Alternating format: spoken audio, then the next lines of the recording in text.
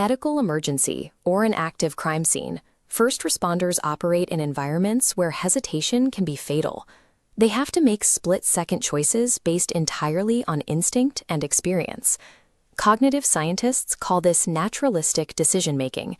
Instead of pausing to weigh multiple options, police and paramedics rely on a continuous cycle of sampling their environment, recognizing familiar patterns, and reacting immediately. The Department of Homeland Security's Next Generation First Responder program wants to superimpose a digital layer over physical intuition. We are seeing wearable tech designed to stream floor plans, suspect locations, and biometric data straight to an officer's field of vision. But human attention is fixed. We operate on a limited capacity information processing model. No matter how much data streams in, our brains have a hard biological limit.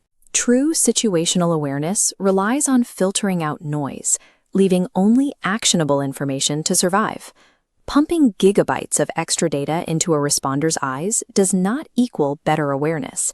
It sets up a direct collision between the limitless capabilities of modern hardware and the strict limits of human biology.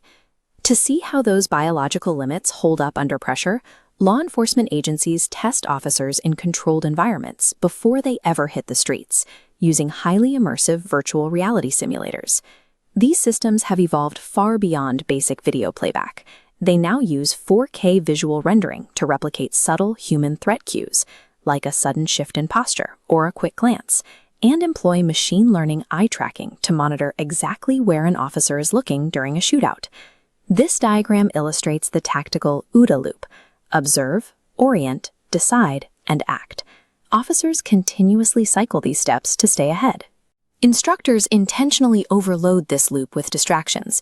If an officer checks a screen, the observe phase breaks down, exposing a fatal awareness gap. Inside the simulator, technology works exactly as intended. It safely conditions human reflexes and corrects dangerous habits because the entire environment is contained. But the street isn't a controlled environment. As police departments experiment with augmented reality headsets, that technological safety net is tested in the real world. Take the European research initiative Project Darlene.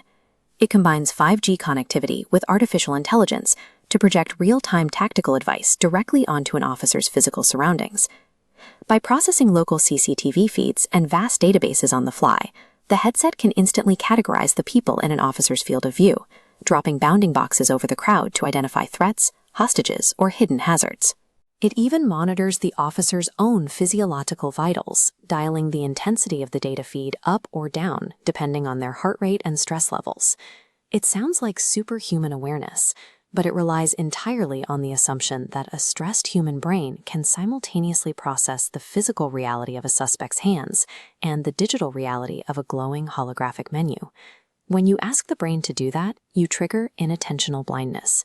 If an officer focuses on a digital text prompt or a complex icon, they completely fail to notice a person stepping out of the shadows. Researchers at the Pacific Northwest National Laboratory have documented exactly how this distraction physically impairs us. The simple act of processing a head-mounted display slows reaction times and degrades our ability to perform routine tasks like walking or driving a vehicle. There is also a documented risk of spatial learning degradation. If an officer blindly follows an augmented reality arrow hovering over the sidewalk, they stop actively scanning the street. The digital overlay literally blocks the physical view and prevents them from building a mental map of their environment.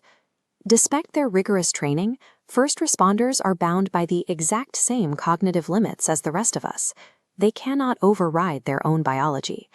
When a digital data feed demands enough attention to eclipse the physical world, it stops being a tactical advantage and becomes a lethal liability.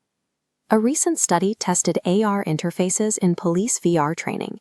While operational performance remained perfectly stable, officer acceptance of the technology plummeted to a -77 Net Promoter Score. Researchers call this the performance acceptance paradox. Officers rejected the interface due to overwhelming cognitive discomfort. Beyond the physical discomfort, there is a serious ethical risk known as hypermudging. This happens when an AI interface becomes so predictive that it subtly coerces an officer into taking automated, pre-calculated actions. If a headset flags a pedestrian as a threat and instructs the officer to draw their weapon, the human is no longer making a decision. The technology strips away their autonomous agency and shifts the moral responsibility of a life or death choice onto an algorithm. Providing more data is only useful if a person can actually absorb it. If we want immersive technology to keep first responders and the public safe, it must be designed to quietly support human judgment, never to override it.